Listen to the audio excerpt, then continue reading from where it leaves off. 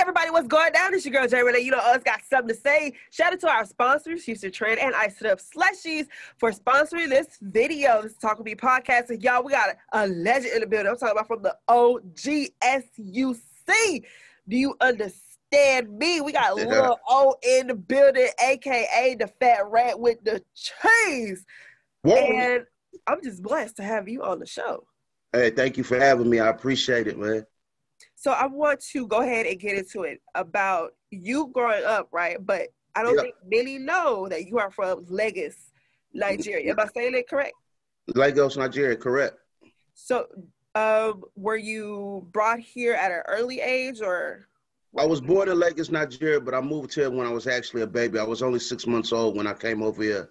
So that's why, you know, when I tell people, yeah, I'm Nigerian, they'll be like, oh, well, yeah, an accent.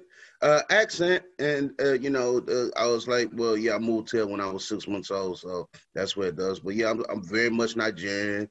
The next question usually is, well, do you still go back? Yes, I still go back. I try to go back every 4 or 5 years. I still got family there, cousins and everything. And, yeah, I'm very, very much Nigerian. I'm Yoruba. That's the tribe. You know, and yeah, that's a big part of who I am. Now, do you implement a lot of your culture music within the hip hop aspect? Not necessarily culture music, because my culture of music, I grew up here. You get what I'm saying? But it's more as far as in my culture, it's all in my upbringing. It's all in who I am as far as in me. I might not bring into my music, but a lot of things that we do have in our culture is definitely a part of me. So it's like, once you understand that, you know, people be like, oh, now it makes sense. You get what I'm saying? What was it like growing up in Houston, and how was hip hop during that time? Houston, growing up in Houston, it's like, people got to remember at that time, it wasn't like now it's common to have Southern rappers. It's not even anything to think twice about. You know what I'm saying? But growing up at first, it was mostly East Coast rappers. You know what I'm saying? And then, of course, the West Coast came. You know what I'm saying? But, you know, so I grew up on everybody from LL Cool J to NWA. You get what I'm saying? To hardcore West Coast gangster rap, Spice One and Sibo. You know what I'm saying? But as I got a little older, that's when, you know, guys like 8-Ball and MJG and UGK dropped. And that was the soundtrack to my high school days. And that's when we started developing, I feel like, our own identity down south, and well, at least Texas wise. You know what I'm saying? So coming into you all's own identity, is that where Screwed Up Click started to evolve? I couldn't really tell you where Screwed Up Click started to evolve, because people got to understand Screw was his own entity. You know what I'm saying? He was the hottest DJ. It was a brand new thing. He had already had the streets in a frenzy. Like, it was literally like a music crack house. You know, people got to remember, this was before the record store. This was before Screwed Up Records and Tapes. This was when people would literally go to his house and he would be selling tapes through the burglar bars. If you didn't know he was selling tapes, you would think it was a crack house, because the cars would be lined up. You get what I'm saying? And you see all these people running up to burglar bars, sticking their hands through and exchanging money. You get what I'm saying? So it wasn't so much an involvement. It was just something new. It was a DJ that created a new art form of music, and it was just catching the streets by fire. And it's not like he was playing us at that time. It was him playing street music, whether it be West Coast. You know, Screw put a lot of underground artists. He exposed them to us because he was playing street music. Like, a lot of us would have never known who Mac Mall was. You know, that's a guy out the Bay, or Sibo, or you know, the UGKs, the 8-Ball, because the mainstream radio didn't play that kind of stuff. You get what I'm saying? So Screw was like the radio of the street. So it started off like that. And then, you know, it came with guys like me and Key and Poke and Pat, you know, adding in our flavor. And then eventually, you know, dropping our own songs. And that's how it started. But it wasn't as far as like an involvement of saying, well, this is how the SUC evolved into. It was Screw doing his own thing, and we were lucky enough to just be kids enjoying it and have a legend and an OG shares platform with us. I want you to describe your old rapping style within the Screwed Up Clique, like within SUC. What was your rapping style like? I think my style is, that's a great question. Because when people always ask me what I describe my style, I say I'm doing me, but I would say it's definitely, I'm the player. But, you know, I think I feel like it's very international. It's very, people always say that, you know, even though it's very H-Town, my music is definitely based upon growing up in H-Town, and when you listen to it, you know I'm H-Town, but it's also very national. You get what I'm saying? I get that a lot. I guess because I loved guys like Nas growing up. I loved guys like Cool G Rap and Biggie. I listened to everything from Eazy-E to De La Soul. So when you listen to my music, it comes out. You get what I'm saying? And I want to know, where did Lil O come from? Where did you get your name, Lil O? Well, my name is Oreo Lua, which is Yoruba for God's gift. So, it's short, it's Ori. So Lil O is, of course, you know, it's just a short, you know, and it was very hard for people to pronounce at first, you know what I'm saying? Because actually, they would pronounce it Ore. You know what I'm saying? So people, you know, growing up at that time, like people are used to Nigerians now because there's so many of us in Houston, you know what I'm saying? But back then it was like, huh? What's her name? So people would just be like, oh, you get what I'm saying? And where did you get the nickname, the Fat Rat with the Cheese? Well, you know, can we be totally honest? Yeah, be honest. Well, you know, back in my wilder days, you know, I was a trapper. You know what I'm saying? That's just the reality of it. And before social media and people were crazy posting all their business on the Instagram, 100 bricks and 50 guns and all the foolishness that gets you locked up. Back, you know, when I was coming up trapping, we talked in codes. We didn't let people know what we, you know, so even talking on the phone, cheese was work. You get what I'm saying? That's what that meant. So back then I was also didn't care about how I was a lot bigger. You know what I'm saying? I'm a little trimmer now. You know what I'm saying? So because of the drink and all that, it would put a lot of weight on you. So one day ranking on the corner was like, one of my friends was like, yeah, you look like a little fat rat. And I was like, fat rat got the cheese though. You need, you know, I'm who you call for the wholesale. Then everybody would laugh. Yeah, fat rat do got the cheese though.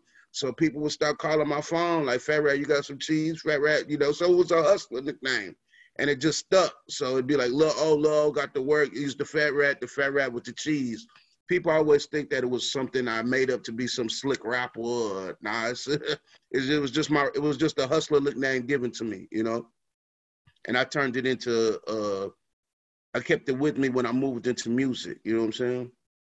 Now, one thing that I do want to point out is a lot of people don't know you do have an extensive business background. As far as in being a CEO in music, or what do you mean? Being a CEO in music, and also, you know, you going to, was it U of H? Did you go to U of H? I went to Xavier for a little while, and I went to UHD. You said business. I was like, what company we talking about? Okay, you know, definitely education is definitely a big. It's a big part of who I am. I take pride in it. I think it saved my life. I think a lot of people, the way I stumbled into it is I got into some trouble and I caught my first case. You know what I'm saying? And, you know, I was at a crossroad of my life and you know, it was a big bust. It was on the front page of the newspaper and everything. And the judge had told my lawyer, you know, like, man, are you crazy? This kid talks well, but he's not the innocent. I'm gonna slam him. And the lawyer was like, no, look, this kid is real smart. He's gonna go to school. He's gonna get out of this environment. If he enrolls in college, can you give him probation? So that's how I ended up leaving and going to Xavier. And it actually turned out to be one of the biggest blessings of my life, because I always tell people, a lot of times you really don't know how toxic your environment is till you leave it. And then you start meeting other people, because I went from one day to everybody around me selling drugs and being in gangs and wrapped up in violence, to the next day waking up and seeing other kids that look like you going to the library to study and chasing dreams and opportunities, and it makes you think different. You know what I'm saying? It's still some of the guys that I grew up hustling with, I wouldn't even let them know where I live right now. But my friends from Xavier that I met in the dorm, they're my brothers. If I needed them right now and I hadn't talked to them in a whole year, I knew I could call them right now and depend on them. So it's something I always take great pride in, that I feel it saved my life, because it let me know sometimes you have to start thinking bigger than outside of your neighborhood and what you think and what you see. You get what I'm saying?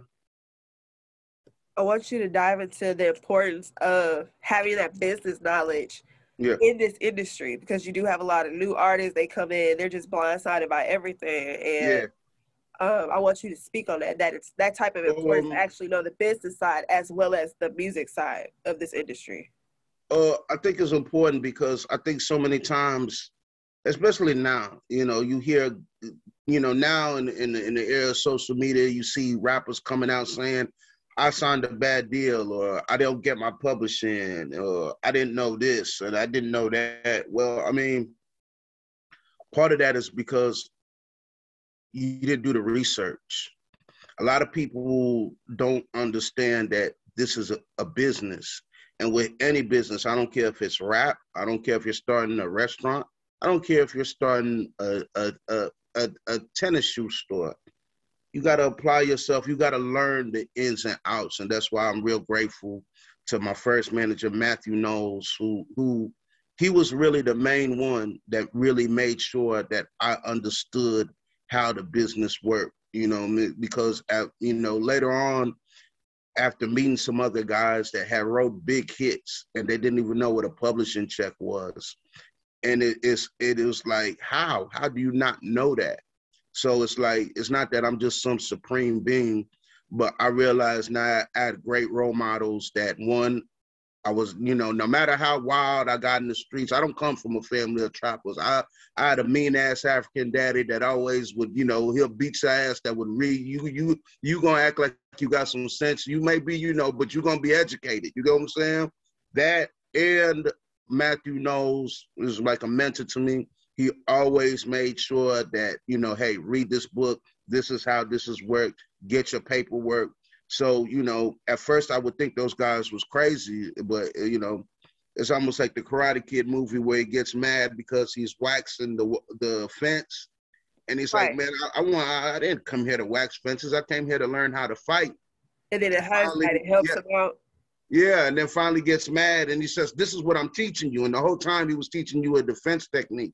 So that's kind of how it was with, Matthew Knowles and my own man. They were preparing me to be a man, because even in the music business, you're going to have to know your contracts, and what you don't know, there's no excuse where, especially now at the internet era, there's nothing you can not go Google and find out yourself.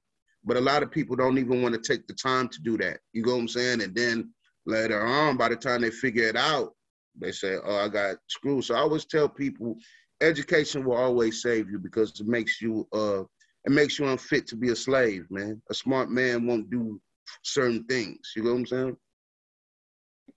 And I love how headstrong you are about not only your career, but also helping those, keep up with themselves as far as being knowledgeable about different topics and different situations. So that way they won't be lost in the mix. You know what I'm saying? Absolutely. I mean, look, man, if you blessed us to be a blessing to others, it's not something that it's not my cross to bear. I'm not the guy that likes to run around preaching about, you know, whether it be any situation, you know, financial literacy or business. But look, man, you got to teach what's been taught.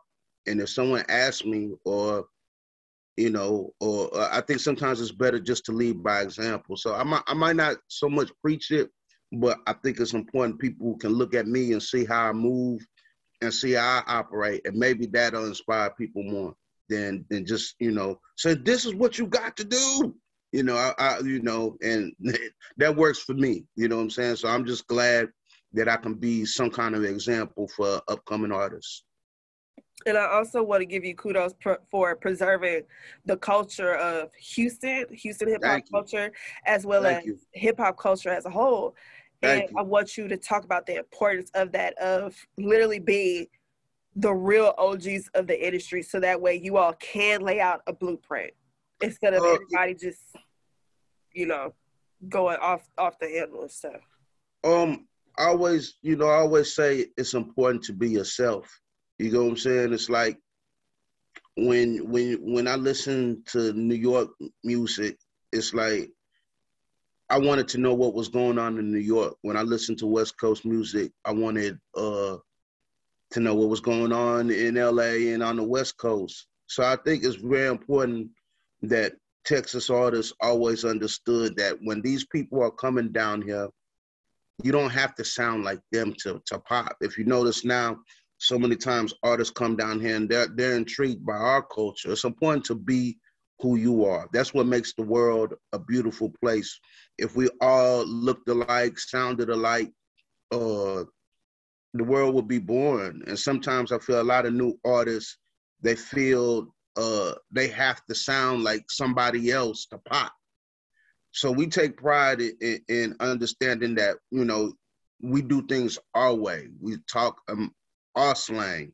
When people might not understand what, you know, a word means that we say down here, but we understand that when we talk our own lingo, it intrigues people and they'll want to know, what does that mean? Just like when we listened to their lingo, we didn't know what it meant either, but we understood, we wanted to figure it out, and we learned it. So we take pride in doing us, man. And it's not even like we're guardians of the culture or we're trying to preserve the culture. We just understand who we are, and we're happy to be who we are. And the world has to take it for what it is. But we made a name for ourselves, and I made a name for myself off of being me and us doing us. And when you're doing you, can't no one beat you. Can't no one beat me at being me.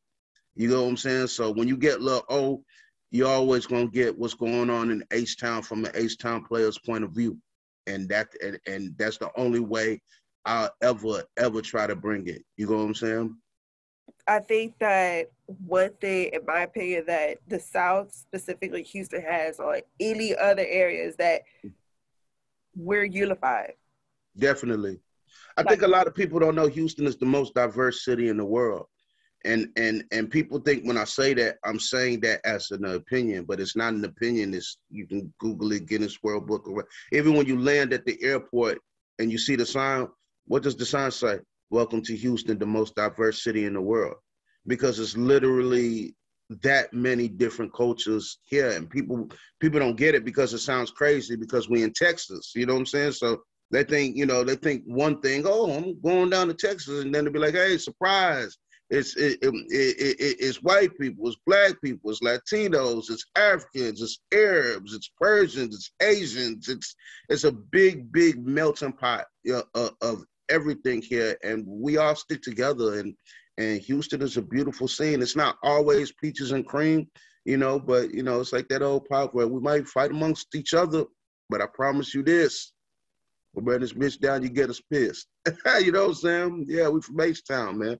And you know, I love it here. It's like no matter where I go, anywhere over the world, this is always going to be home. It's the city that made me, and it's a city I'm proud to say I'm from.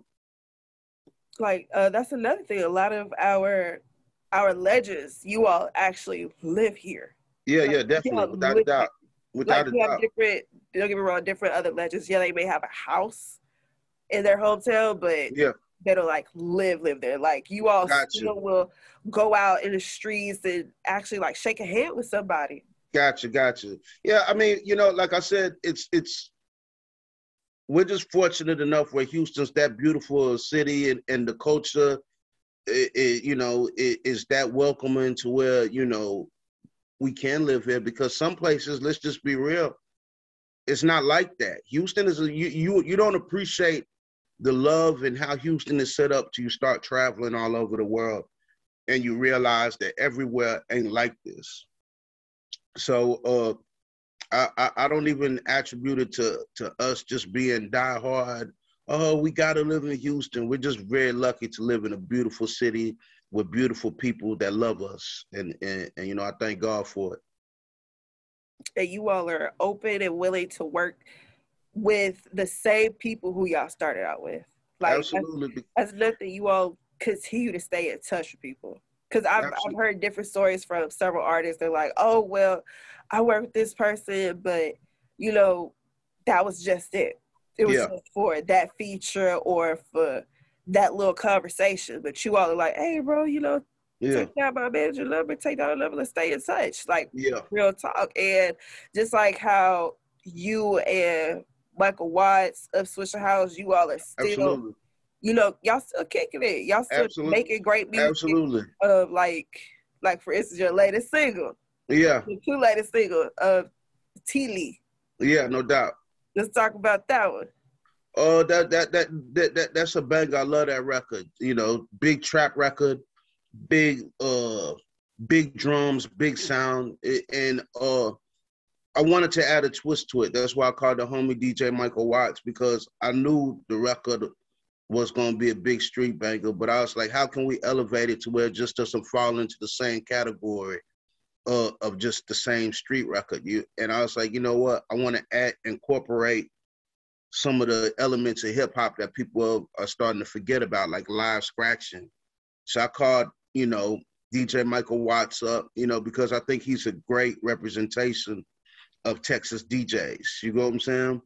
And, you know, I always tell people when it comes to working with each other, it's important that you build people up around you, because, you know, I always tell people, maybe you can't get this DJ on the phone that's from there, or you can't get that singer on the phone or that rapper on the phone that's from there. But if you build up people around you, you can always get them on the phone. You know what I'm saying? Yeah, maybe, you know, I'm lucky enough to where I can call a lot of people in the industry and get them on the phone. But you know what? It's a beautiful thing when I can say, hey, my brother's DJ Michael Watts. It's a beautiful thing when I say, hey, I need a verse, and I can say, hey, well, you know, my brother's Lil Kiki, my brother's Pokey, my brother's Slim Thug, my brother, you know, and these are people that I can text with or call anytime, and they're right there, you know. So it's always important, no matter how big you get, that you understand that it's important to build people up around you. So I called Michael Watts. Hey, I told him, hey man, I got this song that's dumb, and I want to do live scratching on it. And he heard it. It's like, yeah, this is crazy. And when we mixed it together, it just came out dope, and it's a banger, man. It's shot the video. The video's incredible. Everybody, like, you know, even people from out of town be like, man, I don't really know what T. Lee means, but it just makes me feel good. It just you know what I'm saying? And that's another thing. Yeah, exactly. You know, because, you know, like I said, it's important that I use H-Town slang. A lot of people, when they ask T. Lee, it's like, T. Lee is street slang. It's how we start a dice game in Houston. It's, you know, it's like with two dice, I take one dice, the other person takes one dice, and whoever rolls the highest point is who gets to roll first. So it's how we start a dice game, but pretty much what the song is about is saying, I gambled with myself. I took a chance in life. I risked it all, and I won. You know what I'm saying? So if I say T. Lee shoot the dice, done it once, done it twice, I'm telling you that, hey, I shoot the dice on myself. You know what I'm saying? And it sounds easy, but a lot of people won't bet on themselves. A lot of people want, you know, they want everything, but they will risk nothing. And that's what T. Lee's about, you know, outside of it being slang, it has a real meaning of, hey, I bet on myself. I risked it all. I sacrificed everything, and I won. Another thing I love about you as an artist and SUC, you all just don't do trap. You all are very intricate at crossing paths with all genres of music, Absolutely. which is why I think it's very hard for people to put a category on us, Absolutely. Absolutely. because I'm just like, yeah, like we don't just do hip hop, we do R&B. We are the birthplace Oh, of country. Like forget the northern states, because we did it. Right? absolutely. And that's Oh, and so I want to get into it with the single Bossed Up. it just feels good, man. It's like, I'm glad you pointed that out, because SUC is we're very musically inclined people in general. You know what I'm saying? And we love instrumentation. Screw used to be notorious for slowing down old music. So we were riding around listening to guys that we didn't grow up on. We didn't grow up on the Isley Brothers, man. We didn't even know what they looked like. But if you grew up on screw music, you would hear old Isleys chopped up. You would hear, you get them soul music. So we grew up wanting those old samples in our music from guys we didn't even know what look like. We might not even know who made the song, but we know this. We know that sound. You get what I'm saying? So when I heard the beat for Bossed Up, even though it's an original beat, it just gave me the instrumentation. It's something about music. I feel like music should feel a certain way. And when I heard it, it just felt like a celebration. It felt like victory, And I love that song because the minute it comes on, it's a vibe. It puts you in a mood. And Bossed Up it's not even reinventing the wheel, but it's the song you want when that direct deposit hits. You know what I'm saying? It's that song you want to play when you're celebrating that victory. It's that song I want to play when I'm top down on the highway. I'm just in the new car I bought. It's a song of celebration, and it just feels good. The live instrumentation, the singing over it. It's a great record. I love the video. The video is just super bossy. It's just a good vibe, man. I try to make sure I bring a whole lot of different vibes with this new album, man. And I think that's what's kept me around a long time, because I'm very versatile, and you can't box me in one certain sound. And I think going from Bossed Up to T. Lee is another great representation of how O is everywhere, but still effortlessly does it all well. I mean, because you do that, that's why the project is called Greatest of All Players, right? Absolutely. You can transcend through all those different hats, but still made you as a person. Absolutely. Even through the music, I take pride in knowing that I've always given the streets knowledge, game, wisdom. It's crazy now because so many times I see people, like I see my quotes on people's bodies, like through tattoos and stuff like that. And it's crazy because now so many times I hear, man, this quote did it for me, or this song helped me get through this. This song represented this to me in my life. And it's like, I always tell people there are definitely rappers that have kept it more gangster than me. There's rappers that have kept it more hood than me. No one has kept it more player than Lil O. I'm the greatest of all players, man. And I'll stand on that. And I want to ask you, what is your viewpoint on hip hop and its evolution to today? I'm not one of those guys that likes to judge the music and say, oh, it's this and that. Look, I think the beautiful thing about music, especially in the era of streaming, great music will always find a way, and your lane is your lane. And your tribe is your tribe. You get what I'm saying? Make the music that is true to you, and those that are meant to enjoy it will enjoy it. And when people try to complain about well, what's the state of music? Well, streaming has changed all that now, because there was a time where gatekeepers control what got heard. You know what I'm saying? So it would sound like, oh, you only hear this, you only hear this, you only hear this. But in the era of social media and streaming, anybody can stumble across a song now and say, what's that? And just go right on their phone, pull it up, bam. And if they like it, there you have a fan. So you can create your own your own fan base. So I always tell people, it's like a great song it's not really a great song if your haters don't jam. That's just the reality of it.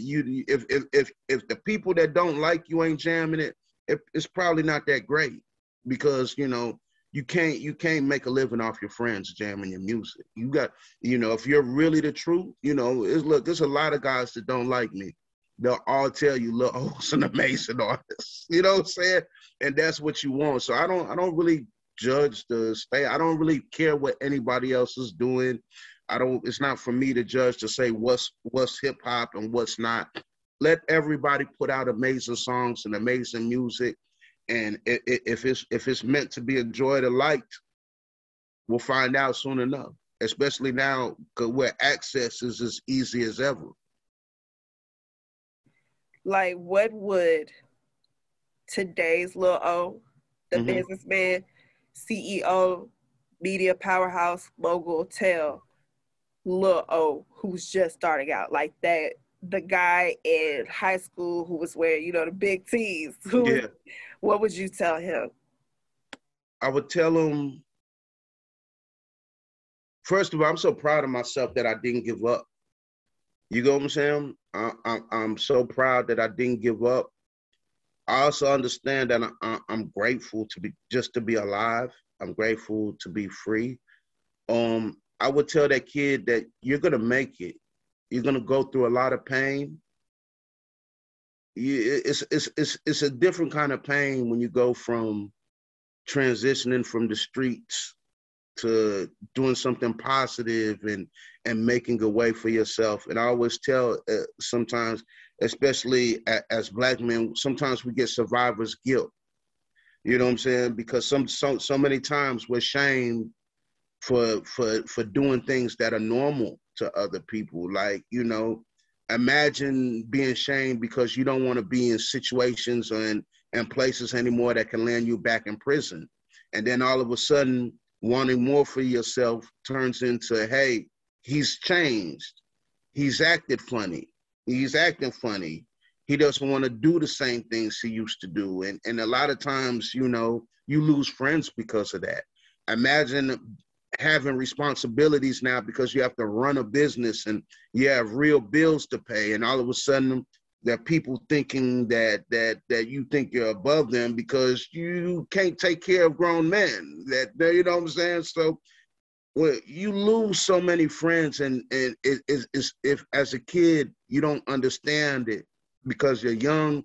A lot of people, they have success as an older age, so they're a little wiser. But you tell a young trap kid that's having a bunch of money, hey, why are my friends turning on me? Why are they saying they think I'm better? Why are guys that I thought would share all of my dreams and aspirations with, and I turn around and none of them are there anymore, or they're trying to shoot me, or trying to, or we're beefing with each other. So I would tell that kid growing up that, hey, it's okay to want to grow. It's okay to want to be better. It's okay to be disciplined. It's okay to cut people off. You should do it unapologetically. In this life, all you have is you, and you are your first responsibility. And you're gonna make it, and it's gonna hurt, and it's not gonna be easy, but you keep going, and you keep your head up, and you carry yourself with class and morals, and that is what will save you in the end. Because so many times you see so many lost opportunities by young Black men, and you be like, man, how did he still die in a hail of bullets? What was he doing over there? How is this guy athlete and still doing this or caught up in that. And I think it's sometimes we feel like we still had to be around certain stuff just to be considered real. You get what I'm saying? And so I would tell the kid growing up, or even me as a kid, that hey, the pain that you're experiencing is part of life. It's normal. You keep going, you keep wanting better, and you keep striving high, and you're gonna be all right. It ain't easy. I ain't here to lie to you, but you will be all right, and it will be the right decision.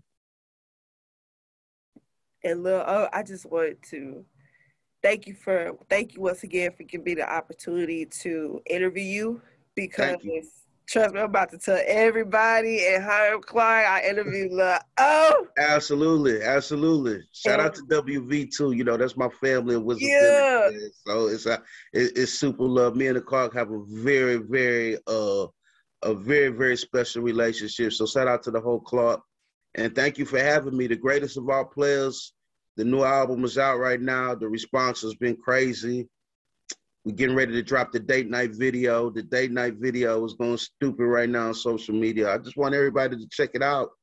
Star-studded project, Bumby, Big Pokey, Kiki, Killer Callion, DJ Chose. It's just a dope project, man. And if you're a Lil O fan, man, I've never let the streets down, but I actually think this is my best work, man. They're in for a big treat. So I love talking to people about it. I love talking to you and everybody that has me. Thank you for having me.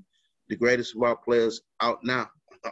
That's right, y'all. All platforms. This is the Talk With Me Podcast, and this will be available on your YouTube. This is Talk With Me Podcast. Keep it locked. Whoa. Thank you so much for having me. I appreciate it. Man, this is Lil O with Houston Trend telling you to check out my homegirl, J. Renee, with the Talk With Me Podcast. You never know who's going to be the next guest, unless it's you. And if you want it to be you, make sure you submit j.reneehtx@gmail.com. Send her your information, send her all your links to any of your music, your bio, your videos, all of that, man. We need all that. You know what I'm talking about? Make sure you get on the Talk With Me Podcast with the homie J. Renee. Because with J. Renee, it always go down. You know what I'm talking about?